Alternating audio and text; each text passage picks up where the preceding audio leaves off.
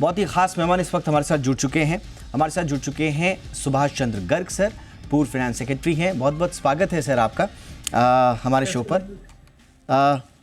अब तक सर जितनी चर्चाएं आपसे हुई हैं वो आरबीआई की चिंताओं को लेकर हुई और आरबीआई लगातार इस बात से चिंतित रहा है कि जो फिस्कल पॉलिसी रिस्क्स हैं, टैक्स इवेजन से बहुत सारे किस्म के जो चिंताएं आरबीआई जाहिर करता रहा है। और अब ऐसे संकेत मिल रहे हैं कि सेबी संभवतः एक मल्टी एजेंसी ओवरसाइट फ्रेमवर्क पर काम करने की बात कह रहा है या उस दिशा में आगे बढ़ने की कोशिश कर रहा है।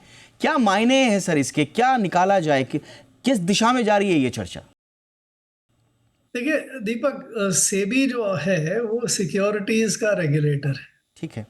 तो जो कोई असेट सिक्योरिटी के फॉर्म में हो सकती है, चाहे इक्विटी हो, चाहे डेट हो, या इवन ये कमोडिटीज हो, उनके डेरिवेटिव्स, तो उसको तो सेबी को मैंडेट है रेगुलेट करने का। जो हमारे यहाँ कानून है SCRA, securities contract regulation act.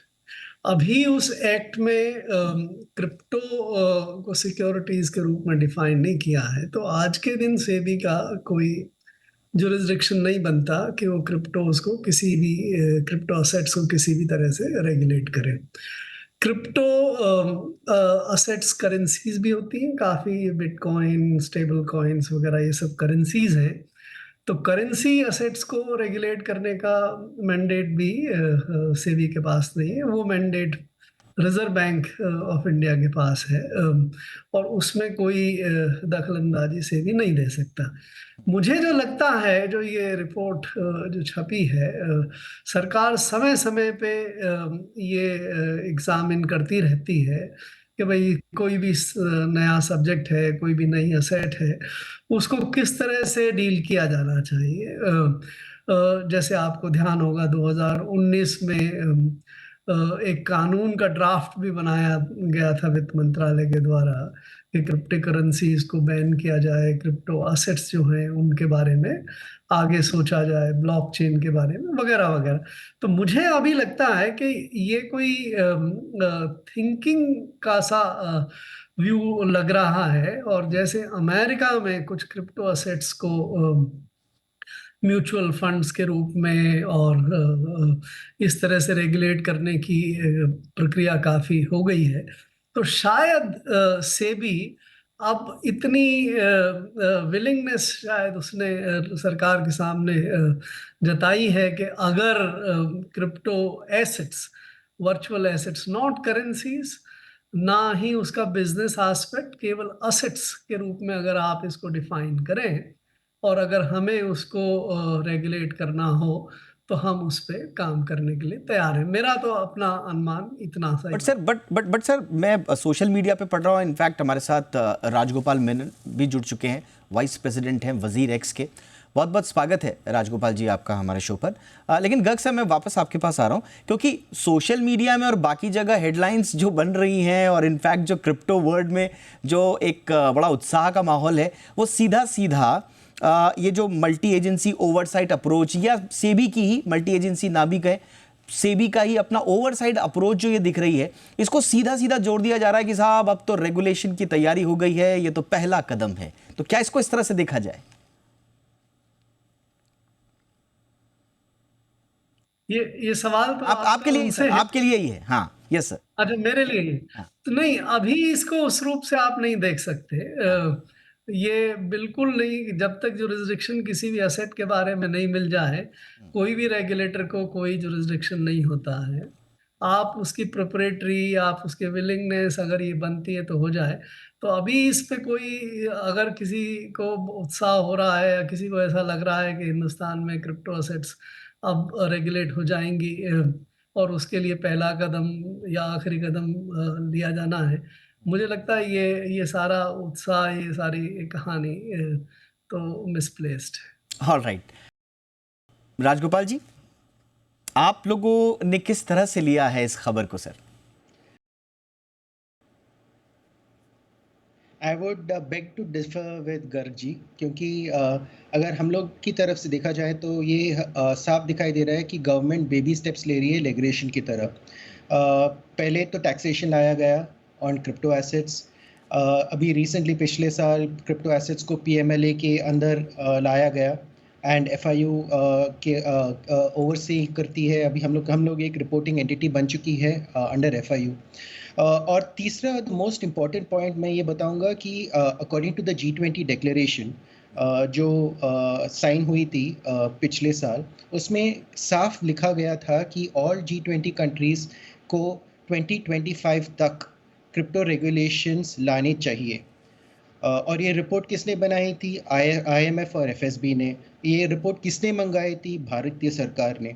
तो वो रिपोर्ट में साफ एक रोड मैप सब मेंबर कंट्रीज के लिए है कि आपको क्रिप्टो रेगुलेशंस लेके आना है 2025 तक। तो मुझे ये लग रहा है कि एज गर्ग साहब सेड, ये एक इनिशियल सजेशन जानने की कोशिश है गवर्नमेंट की तरफ से कि आप लोग क्या सोचते हैं इसके बारे में। This is just the first step. अभी ये कैसे पैन आउट होता है ये थोड़ा टाइम लगेगा पता चलने, and then we will all know. Government तो कंसल्ट करेगी इंडस्ट्री को और ऑल इम्पोर्टेंट स्टेक होल्डर्स को, तब पता चलेगा कि किस फॉर्म में आती है। बट आपको नहीं लगता है कि एक तरफा ये बात शायद ज़्यादा जा रही है राजगोपाल जी?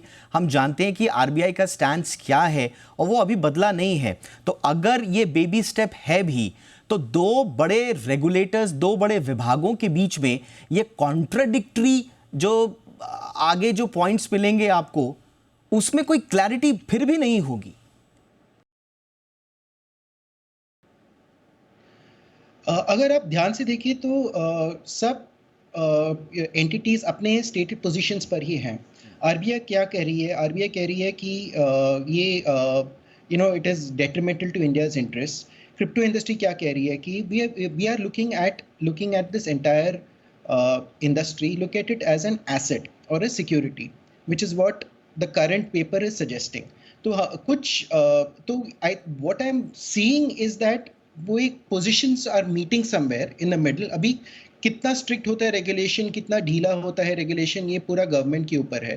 पर this is not different from what the stated position of RBI is. RBI क्या कहती है कि crypto stable coins are very dangerous, जो which is the stated point of the RBI। RBI हमेशा यही बोलती रहती है कि stable coins are very dangerous. तो वही स्टेटमेंट आरबीआई ने फिर से दोहराई है। सेबी क्या कह रही है? That if you are looking at crypto as an asset, we are willing to regulate it as a security. तो those are the two stated positions, और वही पोजीशंस बाहर आई है according to this latest report. But exactly वही राजगोपाल जी, वही हम कह रहे हैं ना कि दोनों के अपने अपने स्टैंड्स हैं। अब चले सेबी का तो हमको एक ये जो रिपोर्ट में अगर हम इसके रिपोर्ट के सूत्रों की माने तो सेबी इस दिशा में काम कर रहा है। तो अगर सेबी अपने इस दिशा में आगे बढ़ने की कोशिश भी करता है, तो भी हम जानते हैं कि आरबीआई का स्टैंड वही है और गवर्नमेंट का भी स्टैंड वही है। तो ये बात कितनी आगे तक जा पाएगी? आपको क्या लग रहा है, कैसे सेबी का ये स्टैंड की सिक्योरिटीज में हम थोड़ा सा निगरानी कर सकते हैं या उस दिशा में आगे बढ़ सकते हैं? ये कैसे आरबीआई के डिसीजन को चेंज कर पाएगा आगे जाके? क्यों आपको ऐसा लग रहा है?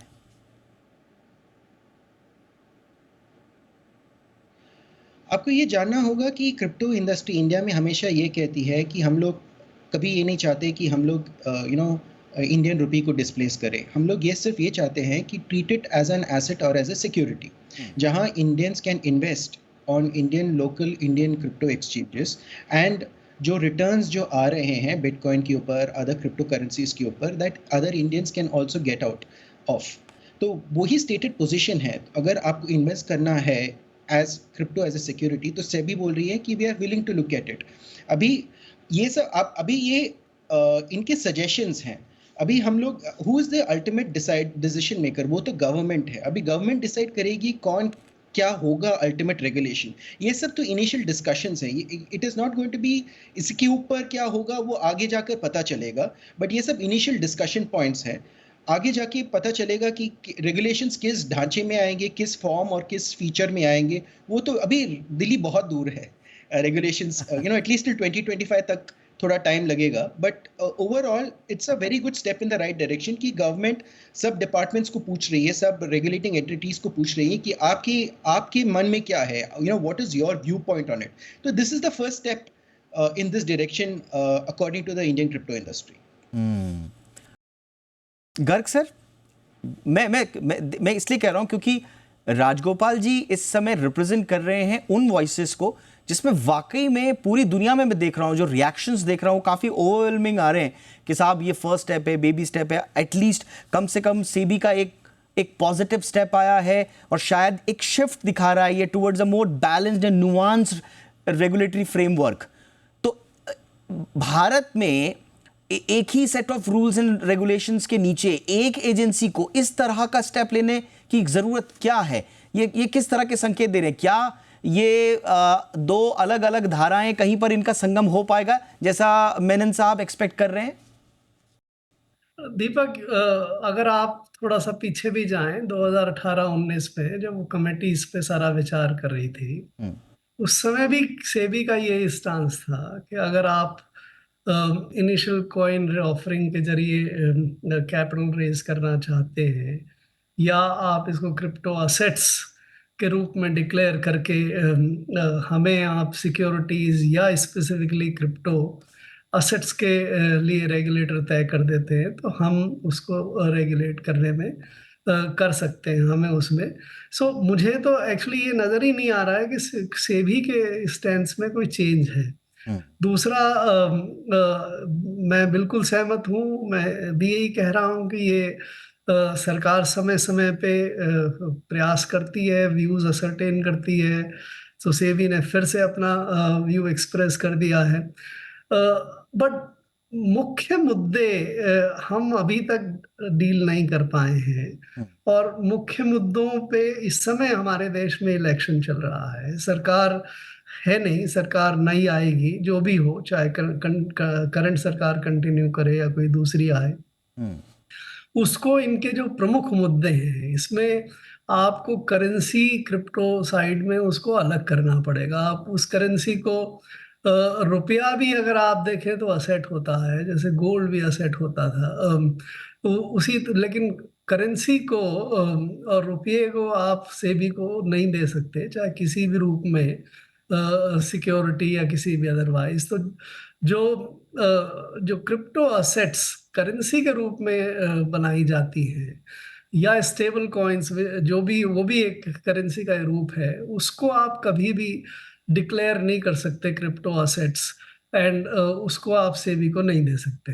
लेकिन बहुत सारी वर्चुअल असेट्स हैं जिस पे टैक्स लगाने का प्रयास भी सरकार ने शुरू किया था 2022 में. हालांकि वो इतना ज़्यादा टैक्स लगा, इतनी टीडीएस के इश्यूज हुए, तो उससे फैसिलिटेट करने के बजाय वो इंडस्ट्री ख़त्म हो गई. और फिर सबसे बड़ा जो मुद्दा है कि जो क्रिप्टो बिजनेसेस हैं वो ना असेट्स हैं ना करेंसी है, उन बिजनेसेस को कैसे संभाला जाए, डाउस वगैरह को कैसे डील किया जाए.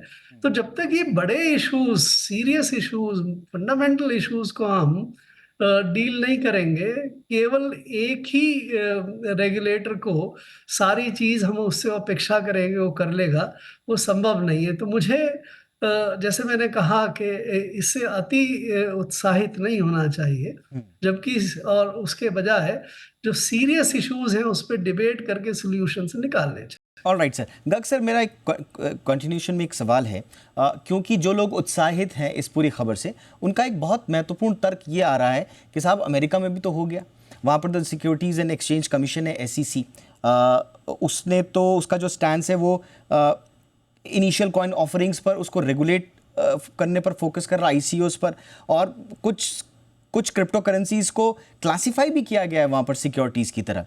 एक और जो वहाँ पर रेगुलेटरी बॉडी है, commodity future trading commission, CFTC, ये क्रिप्टो करेंसी डेरिवेटिव्स को रेगुलेट कर रहा है और बिटकॉइन और इथीरियम को कमोडिटी भी के रूप में भी इसने घोषित किया है, अगर हमारी रिसर्च सही है तो.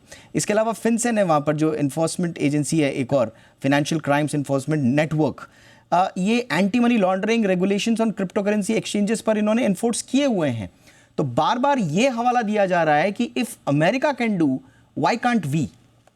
एग्जैक्टली यही मेरा पॉइंट है। अमेरिका में ये उस समय शुरू हुआ जब इसके बारे में कोई क्लैरिटी नहीं थी। असेट आई, ट्रेड होने लगा, लोग ओन करने लगे, और धीरे धीरे उन्होंने अपना एक इकोसिस्टम, रेगुलेटरी इकोसिस्टम बनाया है कि जिसको सिक्योरिटीज, जिसको वर्चुअल असेट्स है, वो वहाँ पे जो सिक्योरिटी एसईसी है वो डील करने लगी है। इसको ट्रेड, कमोडिटी, सर्विस के काम का जो है वो कमोडिटी रेगुलेटर है वो उसको देख रहा है। और जो करेंसी है उसके लिए अभी तक फेड ने वहाँ पे व्यू नहीं लिया है। तो करेंसी के रूप में अभी ये कहीं रेगुलेट नहीं हो रहा नहीं है। हुआ। वहाँ पे डिबेट हो रही है कि क्या डॉलर कोई आप क्रिप्टो रूप में ला सकते हैं, वर्चुअल असेट के रूप, वर्चुअल करेंसी के रूप में ला सकते हैं। ये डिबेट आगे बढ़नी चाहिए। और जब अमेरिका में भी करेंसी के बारे में व्यू ले लिया जाएगा कि भाई क्रिप्टो करेंसी को एज करेंसी कैसे रेगुलेट करना है, कौन रेगुलेट करेगा, कौन डील करेगा, उस दिन ये जो कवायद है वो काफी अपने अंजाम की तरफ बढ़ेगी। हम तो अभी किसी भी जगह क्लियर नहीं है, ना वर्चुअल असेट के रूप में क्लियर है, ना करेंसी के रूप में क्लियर है, ना कमोडिटी के बारे में क्लियर है। तो हमें तो काफी काम करना बाकी है। एब्सोल्युटली।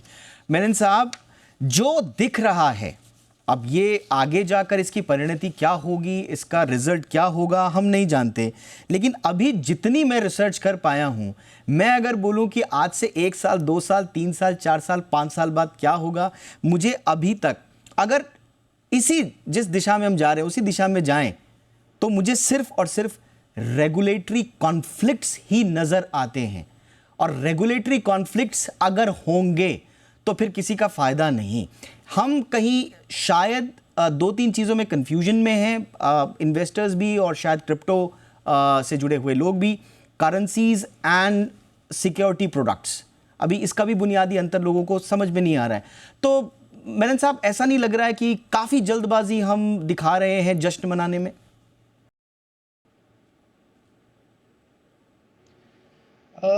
ज़रा सा मैं आपसे थोड़ा डिफरेंस ऑफ ओपिनियन रखूंगा इसमें। जी जी, श्योर। क्योंकि हमें ये याद रखना है कि when it comes to financial regulation, Bharat दुनिया में सबसे one of the smartest regulators है। अगर आप सेटलमेंट देखें, यूएस में भी स्टॉक सेटलमेंट अभी 2-3 दिन बाद होता है। इंडिया में हम लोग का, आपको मालूम है, सेटलमेंट इज नाउ 2 डेज, अभी 1 दिन।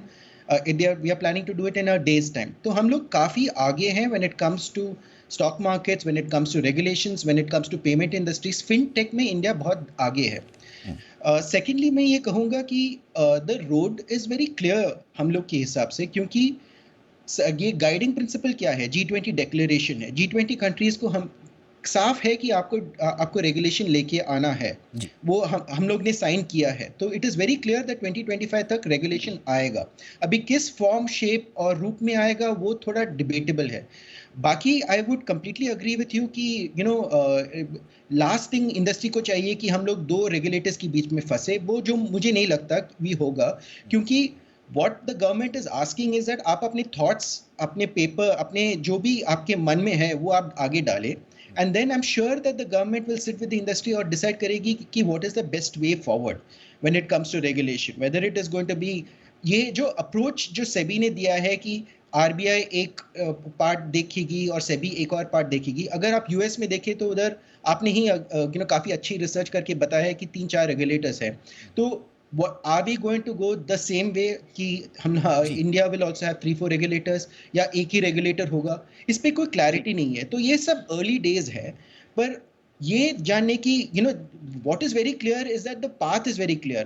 वो the FSB IMF report which is called the synthesis report, उसमें एक रोड मैप है which is very clear that G20 countries को ये रोड मैप फॉलो करना है। उसमें सिर्फ इतना लीवे है कि आप अपने कंट्री के पेक्यूलियरिटीज के लेते हुए आप अपने रेगुलेशंस को थोड़ा बहुत कस्टमाइज कर सकते हैं। बिल्कुल, एब्सोल्युटली। तो क्या ये रेगुलेटरी कॉन्फ्लिक्ट्स का जो अभी हमें नज़र आ रहा है, ये आगे जाके कुछ तस्वीर चेंज होगी? क्या इंट्रोडक्शन होगा crypto based financial products and services का, या फिर safe guard of investors, compliance के इंश्योरेंस, मिटिगेशन, जितने भी रिस्क हैं क्रिप्टो करेंसी से जुड़े हुए, उन सब चिंताओं पर क्या बात कहीं पर बन पाएगी? ये अभी सवाल हैं जिनके जवाब अभी ढूंढना बाकी, लेकिन आज का सवाल हमने जो अपने दर्शकों से पूछा था उसका जवाब हमें मिल गया है। क्या देश में क्रिप्टो करेंसी को रेगुलेट करने का वक्त आ गया है? हाँ कहने वाले लोग हैं 70% और ना कहने वाले लोग हैं 30%। तो दर्शक भी चाह रहे हैं हमारे पोल के अनुसार कि टाइम आ गया है रेगुलेट करने का, लेकिन अब देखते हैं। ये काफ़ी एक कॉम्प्लेक्स इशू है, इतना आसान नहीं, वक्त ज़रूर लगेगा, लेकिन देखते हैं। जो भी अपडेट्स होंगे ज़रूर आप तक पहुंचाएंगे। फिलहाल बहुत बहुत शुक्रिया सुभाष चंद्र गर्ग सर, वक्त निकाला सर आपने हमेशा की तरह, thank you so much sir. Rajagopal Menon sir, बहुत बहुत शुक्रिया सर आपका भी शो में आने के लिए।